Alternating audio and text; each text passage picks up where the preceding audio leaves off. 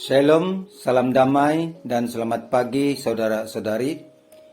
Kita bersyukur atas rahmat dan kasih Tuhan. Pada hari ini sekali lagi kita diberi kesempatan dalam renungan santapan firman Tuhan. Pembacaan Injil pada hari ini dipetik daripada Injil Lukas, bab 11 ayat 5 hingga 13. Marilah kita sama-sama mendengar dan merenungkannya. Inilah Injil suci menurut Lukas. Dimuliakanlah Tuhan.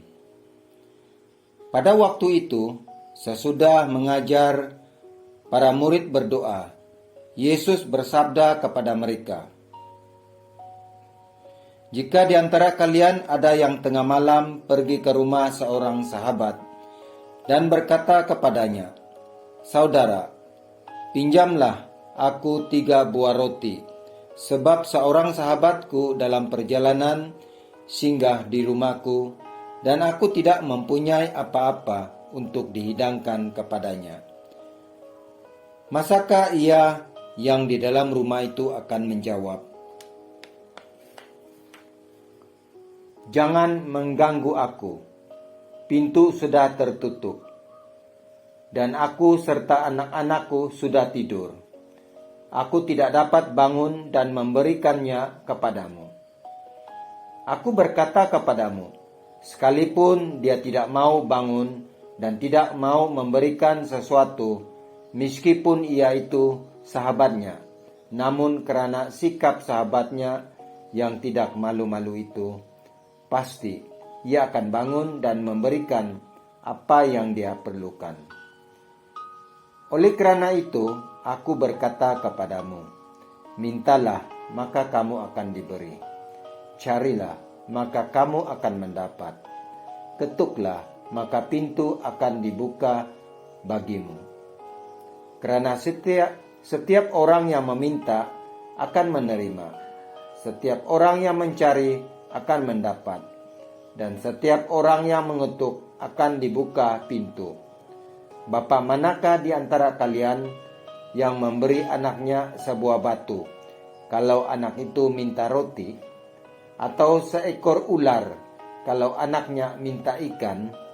Atau kalajengking, kalau yang dimintanya telur? Jika kalian yang jahat tahu memberikan yang baik kepada anakmu, betapa pula Bapamu yang di surga. Ia akan memberikan Roh Kudus kepada siapapun yang meminta kepadanya." Demikianlah sabda Tuhan. Terpujilah Kristus.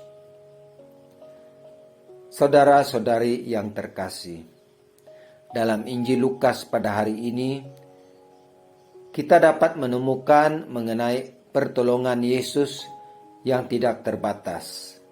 4 hal yang dikerjakan oleh Yesus dan menunjukkan bahwa Ia Allah sanggup menolong siapa sahaja tanpa ada batasnya. Yang pertama, Allah selalu terbuka menolong kita dalam segala waktu.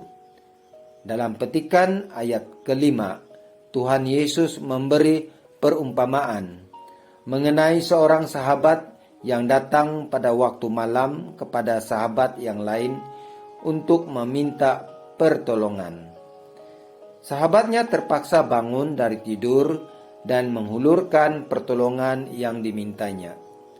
Dalam petikan ini, Yesus mengumpamakan pertolongan Tuhan tidak perlu menunggu hari esok, lusa, atau hari cuti. Bagi Yesus, semua hari atau masa adalah hari Tuhan. Yang kedua, Allah selalu membuka pintu untuk menolong kita. Dalam petikan ayat 7, memperlihatkan kepada kita bahwa sahabat yang datang pada waktu malam mengetuk pintu, meminta pertolongan, maka pintu itu dibuka baginya. Ayat ini jelas memberi pengertian kepada kita bahwa Allah itu begitu baik dan kasih, sehingga Ia sentiasa mendengar ketukan pada pintu hatinya untuk menghulurkan pertolongan kepada kita yang memerlukan. Yang ketiga, Allah selalu membuka tangannya untuk menolong kita. Ia tidak membeza-bezakan orang.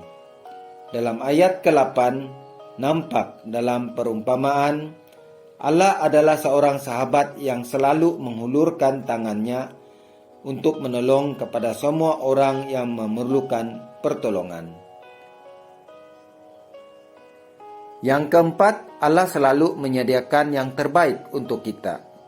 Allah dapat memberikan apa sahaja yang kita perlukan, tapi Ia memberikan yang terbaik.